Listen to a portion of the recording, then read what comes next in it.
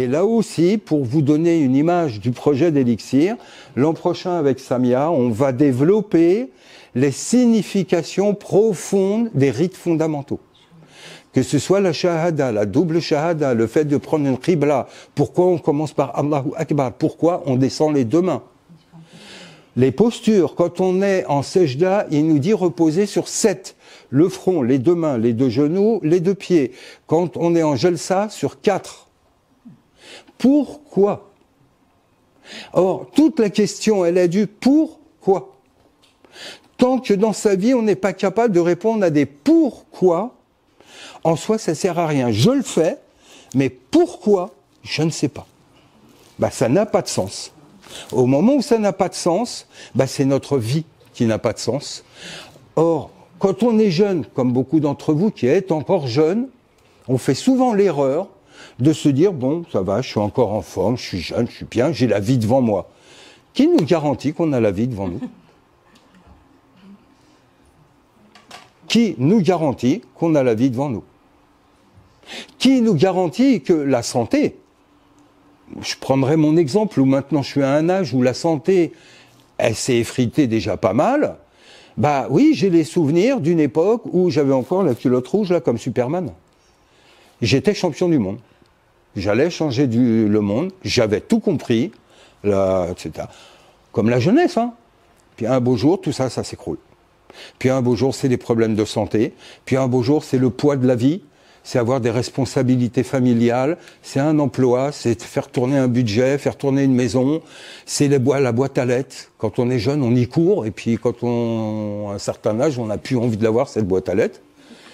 Et la vie, elle est là, elle nous façonne. Un de mes chirs me disait, c'est pas toi qui vas changer le monde, c'est le monde qui va te changer. Et en fait, on perd ses illusions, et finalement, on finit par être en phase avec la vérité. Or, pour ça, ne surtout pas perdre de temps. Et ne surtout pas prendre notre jeunesse pour un gage de longévité. Aucun de nous ne sait ce qu'il a comme vie devant lui. Ça peut être la mort, mais ça peut être tout simplement la maladie. Et souvent, on est dans un âge où on est en ascension et on construit. On se construit soi-même. On a une indépendance. On fait des études et on a un métier. On bâtit un couple et puis une maison. Là, c'est de l'ascendant. C'est un plus, c'est un plus, c'est un plus, c'est un plus, c'est un plus. Et il y a un moment donné où sur le plan humain, social, ça, je l'ai, ça, je l'ai, ça, je l'ai, ça, je l'ai et ça, je l'ai. Qu'est-ce qui peut se produire maintenant? Que du moins. Quand descend Surat al-Nasr, Idha ja'a nasrullahi wal fath. Est-ce que vous vous souvenez où est-ce qu'elle descend? C'est la dernière sourate entière qui est révélée. Elle descend lors du pèlerinage d'adieu. Et à ce moment-là, Omar a des larmes. Et les gens lui disent, pourquoi tu pleures? Et il lui dit, parce que si c'est la dernière sourate, c'est que la révélation du Coran, elle est finie.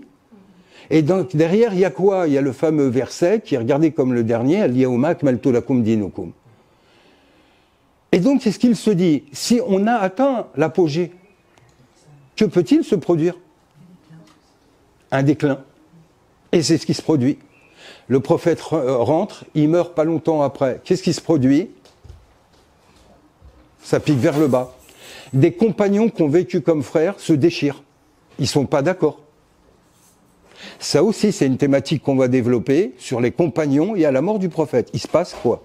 Comme on fait la sira, on va à la mort du prophète, dernier cours. Après, il se passe quoi?